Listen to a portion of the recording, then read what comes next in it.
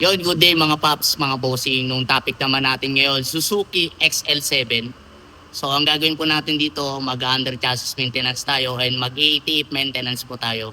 So magpapalit tayo ng automatic transmission fluid niya, magpapalit tayo ng transmission filter niya, magpapalit tayo ng brake pads, magpapalit tayo ng dalawang shock, tsaka magpapalit tayo ng dalawang stabilizer link niya.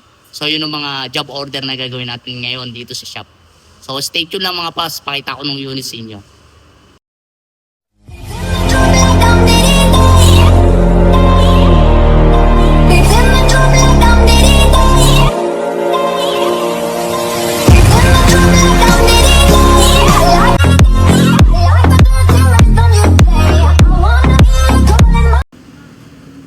So ito ng unit mga paps, Suzuki XL7. So ito nung gagawin natin. Ayan, tumagas na. Shock absorber likod. So dalawa papalitan natin. Tapos yan, nabaklas ko na nung brakes. Palitin na, nipis na mga paps. Yan. Palit na mga brake pads. Tapos ito, mga boss, stabilizer link. Yan. Lambot na malagatok. Tapos magpapalit tayo ng automatic transmission fluid niya. Yan. Tapos filter. So yun. Ditirin na lang natin 'to mga paps. Stay tuned lang. So yun mga paps, nabaklas na natin ng cover. So tanggalin mo yung cover para hindi siya sagabal. So nakatox lang naman yan, tsaka isang naka-screw. Yan.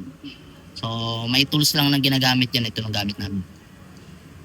Pagtanggal lang ano niya. So dirin naman natin paps. Yan. Yan ang automatic transmission niya. So goods pa kasi 43,000 pa lang to. So inagahan lang ni madam para syempre iwas dun sa pagkakaroon ng mga kaldag. Pag marumi kasi ang ETF po natin guys, masusunog yung transmission nyo, ma-overheat. So yan, medyo okay pa. Pero may konting amoy-amoy na rin siya. Kasi ang ETF naman, pag ETF, umaabot naman po yan sa ganyan 60. So mas maganda lang, nire-recommend namin 40,000 pa lang, palitan na para syempre mas maalagaan natin ng automatic transmission natin. So stay tuned lang mga paps, baklasin natin tong oil pan niya, tsaka nung transmission filter, tsaka nung shock. Yan mga paps, ito na nung kahintan ng automatic transmission niya. So natanggal na natin nung oil pan tsaka transmission filter. Pakita ko sa inyo paps. Makapansin nyo mga paps, 40,000 kilometers pa lang yan, pero maitim na, sunog na. Bakit? Anong nangyayari? Kasi po nasa Pilipinas po tayo, mas marami tayong traffic kesa sa long distance. Pag the more na mas natatraffic tayo, mas mabilis umitim ng automatic transmission natin kesa sa mga rektahan na takbo. So kaya mas ideal, magpalit ka talaga 40,000 kilometers. Mapapansin nyo guys, so 40 pa lang yan pero parang sunog-sunog na. May konting amoy na yan mga paps. So mapapansin mo, medyo maitim na rin siya. Ito nung filter, yan. Tingnan nyo, maitim na rin oh. Medyo matigas na siya pag nawakan mo. Kasi pag barado na yan paps, iingay ang automatic transmission mo tsaka ma-overheat. Yan ang oil pan. So medyo makapal na rin yung ano niya, dumi na naipon. Yan. So lilinisan na lang natin mga paps. Stay tuned lang. Yan mga paps, nabaklas na ng chip yun re. Yan yung shock sa likod, nilinisan lang para syempre kailangan kasi natin ng sample. So D7 lang yan dito paps sa taas niya. Tapos D7 lang din doon sa baba. Pakita ko sa inyo paps ano itsura niya doon sa pag nakakabit sa sasakyan. Yan, ganyan itsura niya mga paps. Ito yung isa para makita niyo. Yan. So baklasin ko naman tong ano stabilizer link. Tapos ito, tatawag ko pa sa customer. Bingkong nung ano niya, rotor, kailangan i-replace. Open checking kanina, merong konting ano siya, alon. So yun. So yun mga paps, dumating na nung rotor. machine shop na. Yan. Tinanggal dito nung kain, tsaka nung bengkong. Bengkong kasi ito eh. Yan. So, salpak na lang natin. Yung mga parts, binilan pa ni Chip John Ray. Siya na inutusan ko eh. Yan mga paps, nabalik na natin. Pati nung ano niya, nung sa caliper, nung tinutungtungan ng brake pad. So 17 volt lang yan mga paps, dalawa. Yan. Ganun din sa kabila, nabalik ko na. So, lilinisan naman natin to. Ito ng panglinis ko. Spray. So, stay tuned lang mga paps.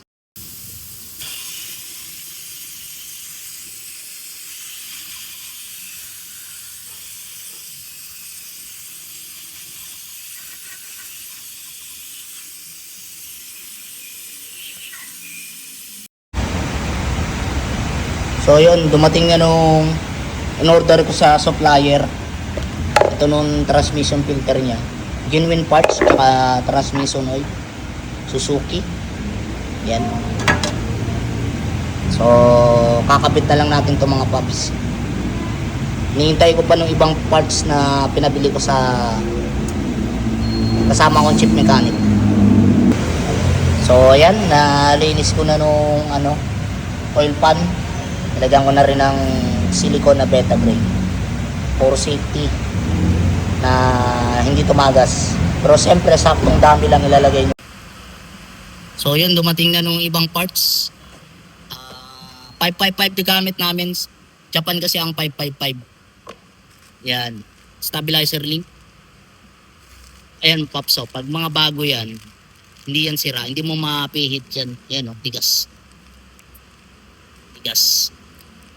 So, dalawa. Tapos, brake pad. Yan, dumating na rin. So, sasalpak na lang natin mga pops.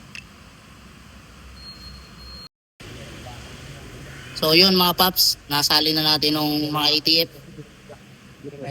Dito yung sinasalin mga pops do sa lipstick.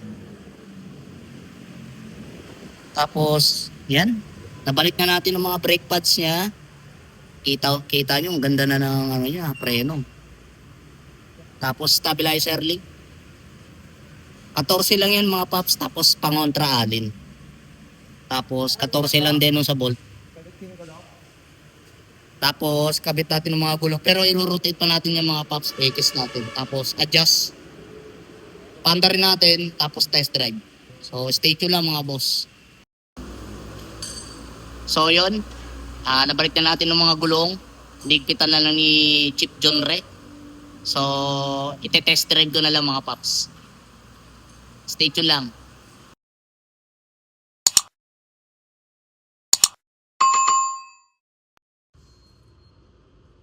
So yun mga paps, natapos na natin i-test drive tong Suzuki XL7. So goods na. Kapit na kapit na ng preno, wala na nung parang nung pedal mo is kahit hindi ko maapak, kumbaga binabalik niya ng paa mo. So okay na siya, smooth na. Nakapit na siya kasi na-adjust na rin natin ng mga brakes niya sa likod. So yun, malakas na rin umatak.